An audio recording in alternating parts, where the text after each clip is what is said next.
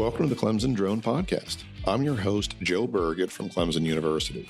Join me as I dive into the world of drone technology and explore its impact through the eyes of industry leaders. Hear how drone technology directly supports public agencies, private companies, and entrepreneurs from those leading the innovation. If you're a seasoned UAS program manager or just getting into the game, this is a place to learn from the best to help your program soar to new heights. Make sure you subscribe now on your favorite podcast platform so you don't miss a single episode of the Clemson Drone Podcast. At Clemson Drone, the sky is not the limit, it's just the beginning. Hello, everybody. This is Joe Burgett, your host of the Clemson Drone Podcast. As you guys know from the intro, this is a podcast and a space to be able to just talk with folks that are either in the public sector or maybe a private company or an entrepreneur that are using drones to do their jobs better, faster, safer, cheaper, and all those good things. And I'm very pleased to have a guest on today, Chris Harris, who I had a chance to meet at a conference out west, Salt Lake City, the IHEAP conference a few months back, where I got a chance to learn about Chris's program. He was a presenter, so I got to kind of chance to see it from the presenter side, where he got to present formally what he was doing. But then, in between sessions, I got a chance to talk with him and get to know him a little bit and learn more about what he's doing. He's got some great stuff, and I'm excited to have him on the pod. So, Chris, thanks for being on the call. Yeah, appreciate you inviting me. Yeah, absolutely. So just kind of dive in a little bit about your background. So as I mentioned, you work for the Oregon Department of Transportation. You've been there since 2008. Your educational background is in civil engineering from Virginia Tech, where you got your undergrad and master's. You are a licensed professional engineer and have been working with several DOTs, including the PennDOT and Virginia DOT, and obviously Oregon now, who's you're with currently. And your focus and your area of expertise is in UAS technology, obviously, and then 3D project visualization. Does that kind of sum up the background a little bit? Yeah, definitely. Well, before we kind of talk about how your formal program and how you're using drones at ODOT, you want to just kind of talk to me a little bit about how you got here. Obviously, I mentioned your background a little bit, but how did you get from that into the DOT world and then start using drones? Sure, yeah. It's been a fun journey. So it all kind of started, went to school for engineering. I was trying to figure out what area I wanted to go into. Thought mechanical and working on race cars was going to be my way, and realized that things that are moving have really difficult math, and maybe I'm not so great at that. So I ended up with internship at PennDOT and really enjoyed the time that I spent there. The mix indoor office work and the outdoor type stuff really appealed to me. So I said, civil's a great path for me to follow. And then as I spent more time and went full-time in Virginia, had the opportunity to work at one of the materials labs with Virginia DOT and spent a lot of time, testing materials, getting out on construction sites. And that was just the best, getting out there, seeing things get built, being able to problem solve in real time. There are real things at stake while you're out there, and your decision making makes an impact. And so I love that, and was lucky enough to find a recruiting note on our board at college for Oregon DOT, and gave them a call, and they had a job out in their pavements group. So I hopped on that, packed up my bags, moved to the West Coast, and started my journey there. And it was great. Got to work for about 7 years doing pavement design, materials testing, and construction. But out here, a lot of people know the weather isn't all that great a lot of the year, and so we do most of our roadway construction at night and during the summer. And so that really started to take its toll on me and my family, just being gone. I covered the whole state. And so it was a lot of long days, long nights, hotel rooms, and things like that. So started looking for some other opportunities, and was lucky enough that the group that I'm in now is just being developed by a visionary, our state surveyor, Ron Singh. This guy, he saw 3D design, automated machine guidance, automated vehicles, all these things well before it was popular and normal in the industry. And so I was lucky enough to interview and be selected as part of one of the founding members of this engineering automation group that I'm in today. And it's been a ton of fun. Yeah. So when did you get into that automation group? And the reason I'm asking is because automation's a lot of different things, right? I mean, we're talking about drones, but there's a lot of things there. When did you get in that group, and was drones already part of that, or was that something that you kind of brought into it? Sure. So that was back in 2015. So that was pre Part 107. Hmm. And I was brought in mostly for the construction side of things, automated machine guidance, intelligent compaction, different types of things like that. Starting to learn a bit about survey, but they did have a gigantic hexcopter back then that had a whopping 12 minutes of flight time and took entire pickup truck to move all the gear that you needed to operate it around. And so we didn't have much of a program, I would say. Then it was, it was one piece of equipment, two pilots that worked under a certificate of authorization with the FAA. So it was there. It was just kind of starting to get figured out. And then, obviously the next year, Part 107 came around, and that changed the game for everybody. And so that gave us an opportunity to start building what you would consider a program at that point. It was still just kind of survey related. So we had a couple of pilots, and they'd go out and do some survey work, but nobody else was really aware of what was going on or using it too much.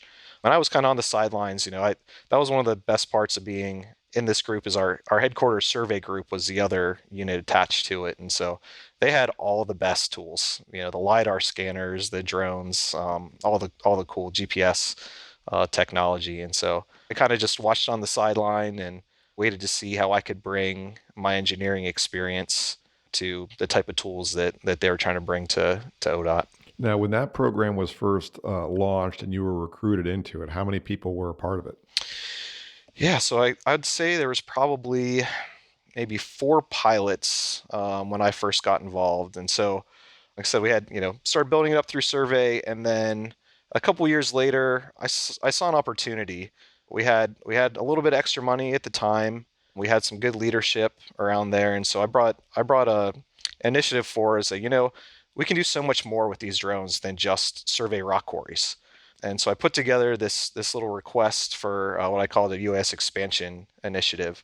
Mm. And so what that had was getting two new pilots trained, so me and one of my coworkers. And then what we did was we learned about the technology, and then we took it out across the state. And so we did a little road show.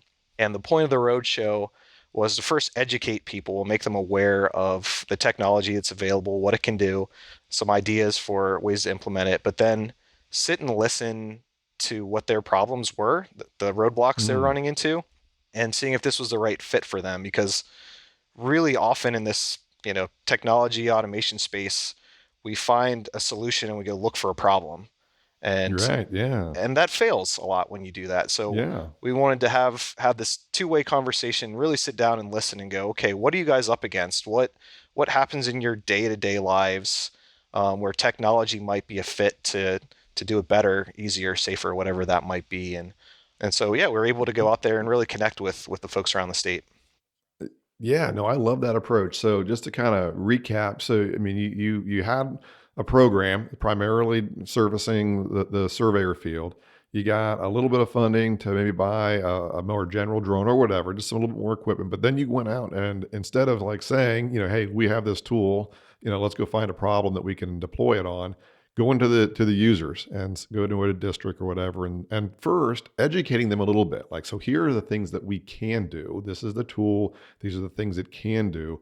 And then go to the boots in the ground and say, okay, where would you, if there weren't all these barriers or whatever, where would you deploy this tool? And then they gave you feedback, and based off of that, then you kind of built your program or expanded your program around that. Is that kind of a fair way of describing it? Yeah, yeah, most definitely. And I think one of the great advantages we had there too was that we came and we wanted to prove that we could add value. So we didn't ask anything more than we needed from them. We said we're going to bring the equipment, we're going to bring the pilots. We're not going to ask to charge a project.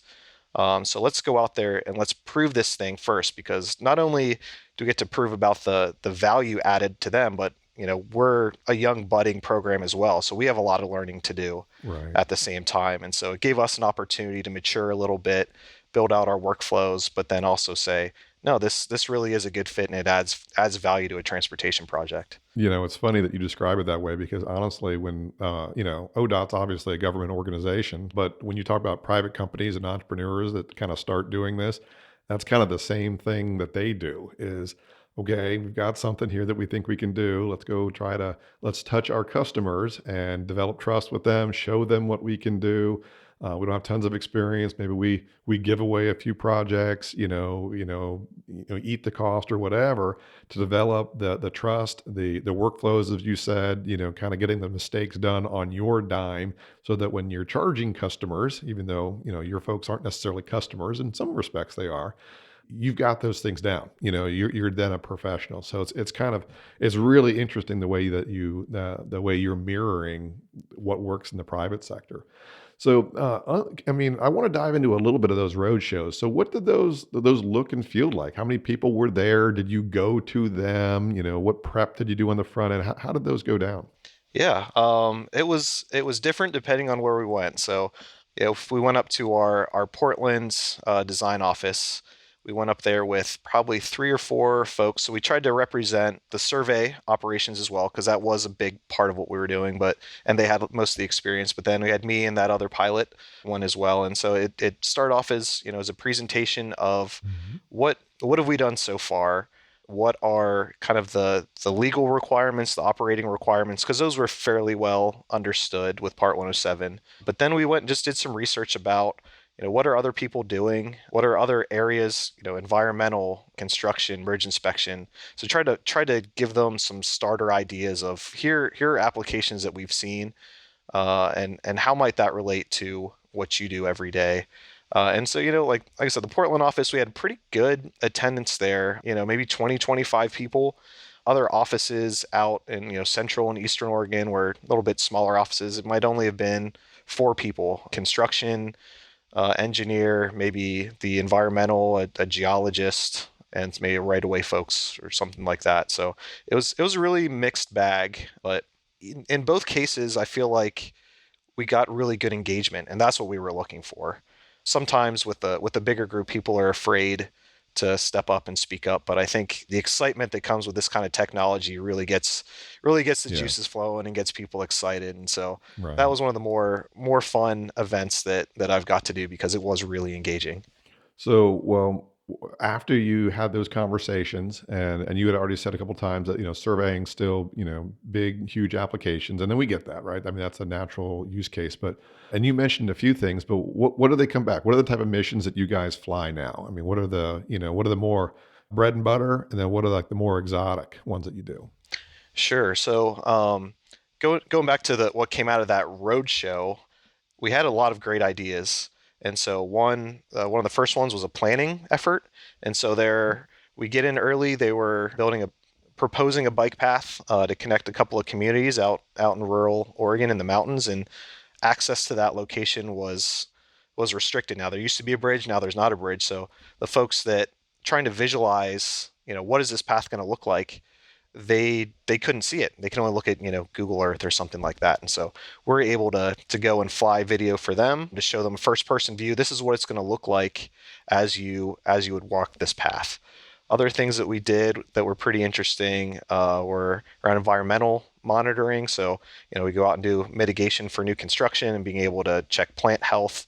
We gave a go at monitoring underwater Mm, vegetation, so eelgrass. RGB cameras, it can be a challenge with that, but our mm, conditions were pretty good. Hit it low tide. A lot of organization, a lot of learning of different factors that don't typically use in construction. mm, So that was neat. And then really got into our, like I said, our bread and butter. I'd say surveying, of course, is our number one. I'd say communications is our number two. Just getting out there and engaging with the public. And what I love about that, and also our 3D project visualization that you touched on earlier, is that it's such an equitable way to communicate with people. mm. Images, videos, visualizations. It doesn't matter what your background is, what your economic status is, what language you speak. You go out there and Wow. you see something with your eyes. And so that's been a really fun part of this. Yeah, no, I mean, I've thought about that. I hadn't actually looked at it through the lens of equality, but yeah, I mean, everyone's got different backgrounds, and my background's in construction. So if you send a set of blueprints, that makes sense to me. I get that, right? Because that's aligned with my background. But not everyone has that, right? So again, I never looked at it through that lens, but that's a cool way of looking at it. So let's kind of dive into a little bit about the program itself. All right. So I'm assuming your mentor that recruited you back, however many years or so ago, he has moved forward onto other things, maybe retired or something. So you're leading the program. Is that right? For the most part, yeah. So we have a program manager who's my manager who has kind of the authority to do things, but my position's technically called the flight operations coordinator. So I'm really the person that dives in, does the day-to-day type work, and has a good technical understanding, and then I rely on my boss to, help get those roadblocks out of the way. Now you have a couple of pilots that help you. Is that right? So the way that we're set up is so it's the program manager, flight operations coordinator, and then we break it out into disciplines. And so each discipline has what we call a chief pilot. So I can't be an expert at everything. I'm not a bridge designer. Right.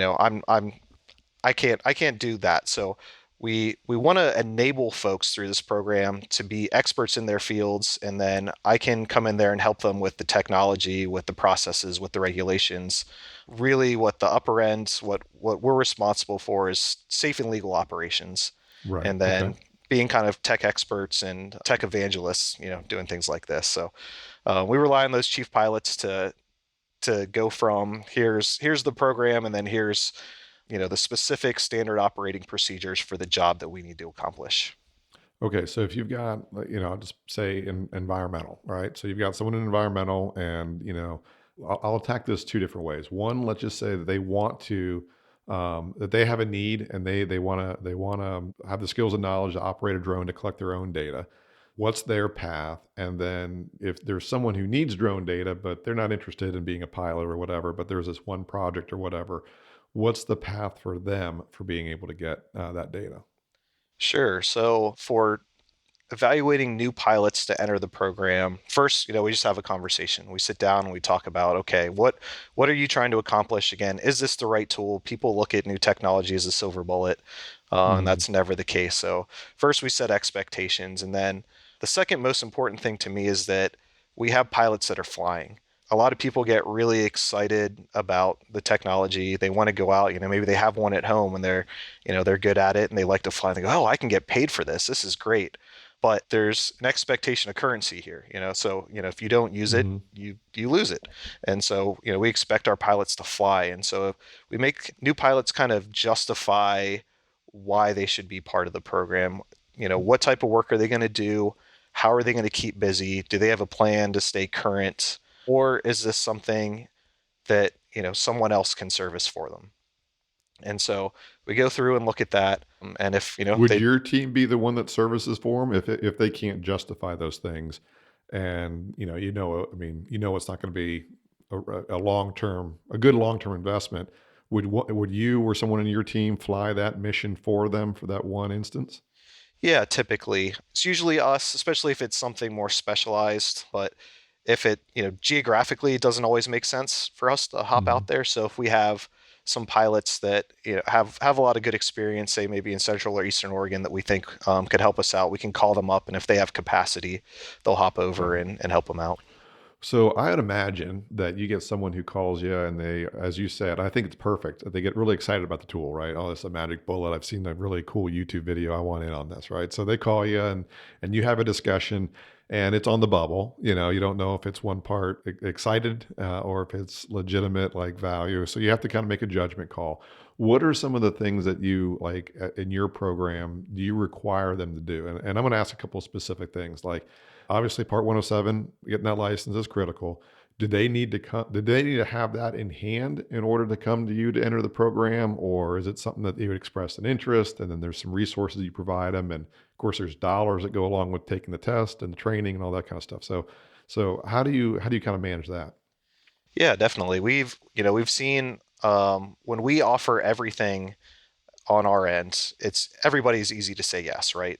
But then they don't have that ownership and don't necessarily have the follow through. So we're trying to push some of the responsibility back to the pilots. So someone will come to me and we'll talk about it.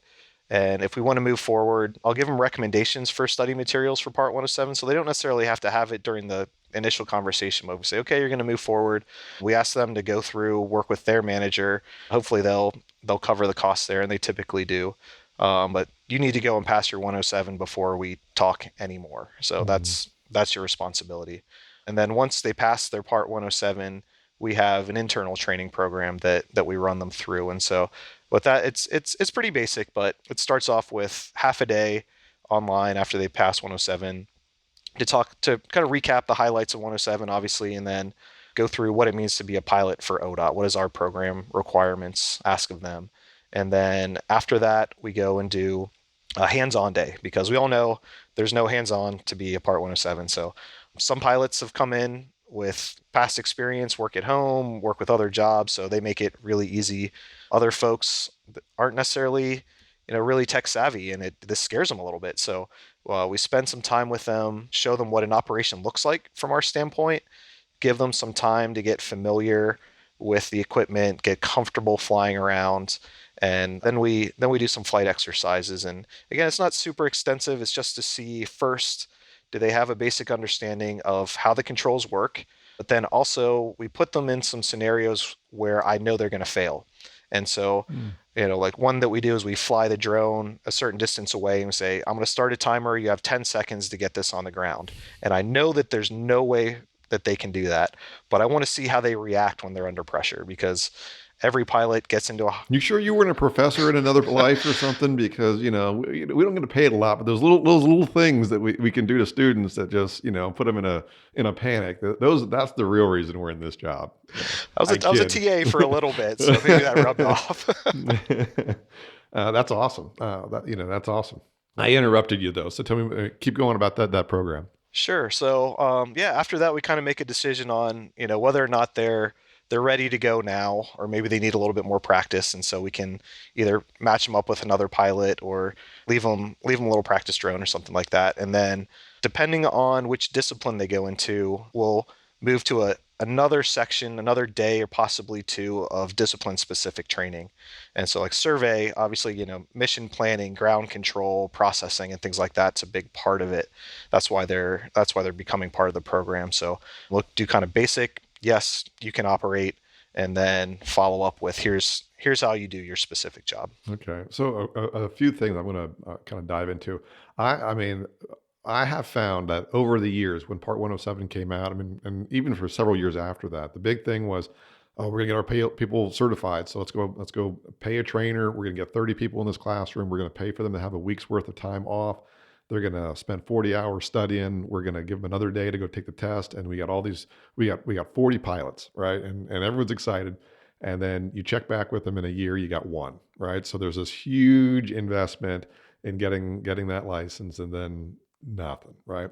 So I love what you're doing, and this seems to be the trend. Is that, look, if you want to play the game, you gotta show a little initiative. There's tons of resources that are online. There's a bunch of YouTube videos. There's books. There's a lot. You can, in your own initiative, you can pass that exam if you kind of find those resources, or spend $200 in one of those online training places. It can be done. So I love that, not a huge barrier of entry, but it's something to kind of, to use an academic term, kind of weed out those who are really committed from those who are not. So love that you guys do that. A lot of folks do that, and I think you guys are spot on. Love the fact that you bring folks in and you have kind of a variable training approach where you do have real time stick time where you go out and evaluate, see how they do. Again, to your point, some grew up with controllers in their hand and iPads in their hand, and it's more intuitive. Others less so. I think it's cool that if the demand is there, you leave them with a drone to do, like a training drone to practice, and that some of your training is specific for surveying stuff. I know you have a background in that, so that ground control points and photogrammetry and all of the things that go along with that makes sense. But I'm sure that those other disciplines, environmental, I don't think you mentioned bridge inspections. Maybe you did. There are all things that go in there that are unique to that training. So that makes tons of sense. Can you talk a little bit about what happens then? So they Part 107, they do great. They do your training, they pass all that, they're competent, they're looking good. Are they issued a drone at that point by you or their department? No, so that's another thing where we feel like them having buy-in is important as well. So they'll consult with me just to make sure that they're buying equipment that will accomplish what they want to accomplish, but also that it integrates with, the different software packages that we have, Hmm. because I want to make their life easy. The reporting, the flight logs, everybody doesn't want to do those. So I want to make that as easily as possible to get Nobody done. wants to do them. Just some people are more willing to do them because they Yeah. see the value. Yeah, well, all that stuff's required. So, and we have at our state, we have to report every flight to our Department of Aviation at the end of the year. So, that's a lot of paperwork for me at the end. So, I want to make sure that they're successful. But so I work with them to make sure that they have the technology that they want to accomplish the mission that they want to accomplish, and then it's up on the individual crew to go out and go buy the equipment for themselves. And obviously, I'm here to help them through that process, but they need to come up with the money to do it. So, okay, that makes perfect sense. And I love the fact that that's just like more buy-in by not just them, but also their department, who's going to now start shelling out a couple of $1,000s probably for depending upon what they buy. So, how about recurrency? And obviously the FAA requires a little bit of training just to keep your license current. But what above and beyond that do you guys do to make sure that they're flying and that the skill hasn't gotten rusty on them?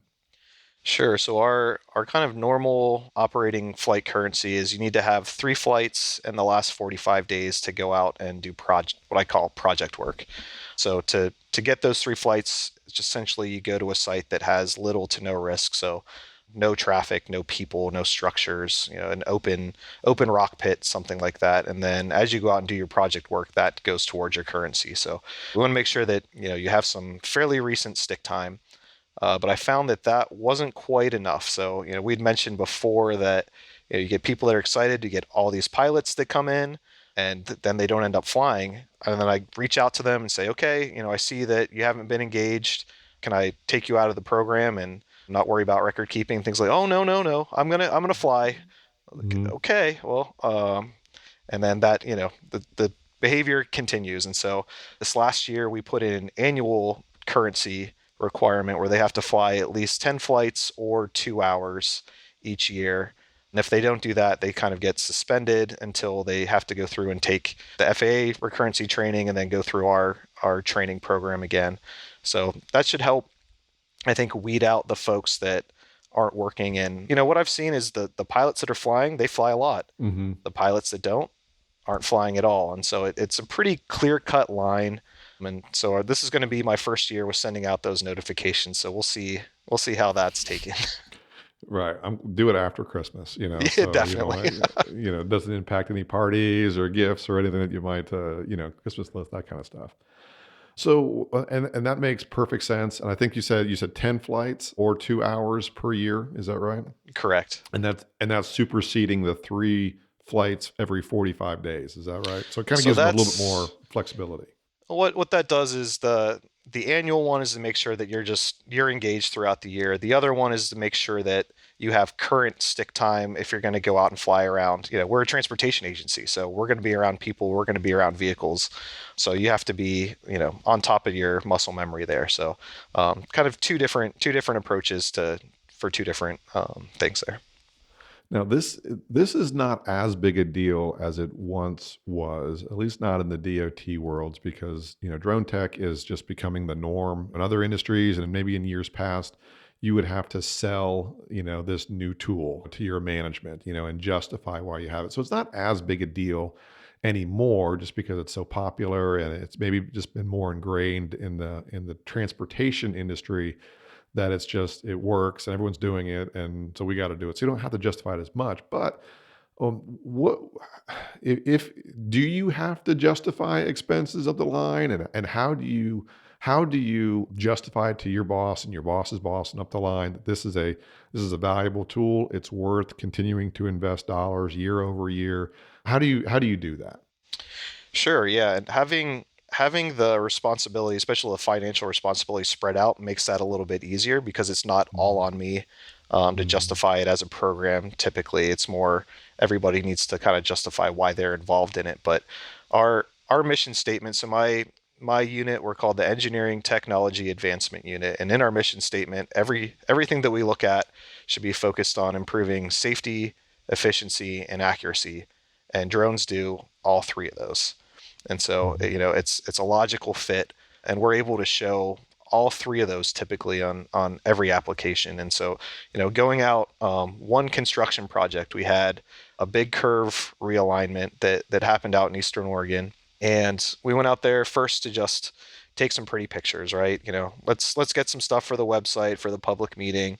We said, well, while we're out here, why don't we just fly a quick mapping mission? We're not going to put any control down. We'll just fly it and just have that. And they came back and said, whoa, you can make a point cloud out of this. The contractor's starting to get a little bit behind on their earthwork. Could you guys come out every month and monitor to Mm. help us quantify, pay quantities and scheduling and things like that? And so, luckily, our folks were talented enough to use existing control points and get things tied in for the future missions. But it got to a point where there were some claims that were coming out, and at the end of the project, and we had this data to back it up. It was fairly new at the Mm. time, and we showed them what we had. We had that surveyor stamp on it, and we never heard anything from the contractor again because they Wow. knew we had full coverage. We had, every month we had a snapshot, and they didn't have an argument anymore. So just that one project right there saved us so much time in court, potential claim payouts, all of those things. So Yeah. just having a couple of big wins gives us enough space to go try kind of the more fringe applications as well. Yeah, no, I think that makes a lot of sense, and I hear that in other industries too. When I talk with law enforcement folk, they say, the cost of a drone compared to a single mission with a manned helicopter, just the cost of that, let alone the safety impact of flying, those aircraft low to the ground, or for contractors who have to have aerial progress monitoring shots. If they're in a rural place hiring a manned aircraft, or even if it's an urban place, you can usually pay for your hardware in a really short period of time. So I think that makes a lot of sense, just kind of pointing out the big stuff so that you can, use that as cover for doing the things that are, I don't want to say little stuff, but sometimes a little harder to quantify the direct value, especially in terms of dollars. I think that makes a lot of sense. So one final question here, and this is a question that I know you're, Department of Transportation, but this is kind of more for any kind of government municipality. If someone wants to stand up a drone program, and let's just say they got a little bit of money, their boss, got wind of a cool YouTube video or something and says, Bob, make it happen. And Bob has been kind of excited about it anyway, and they want to stand up a program. If you were to talk to this fictitious Bob, what kind of advice would you give them about standing up a drone program responsibly and effectively? Sure. I always think start small but think big. So, you don't want this to expand so fast. We talked about a lot of heartache through programs growing too quickly, not being able to support it. So, make sure you're proving that value. Just have a couple pilots, have one or two drones, but if you're successful in what you're trying to do, it's going to catch like wildfire.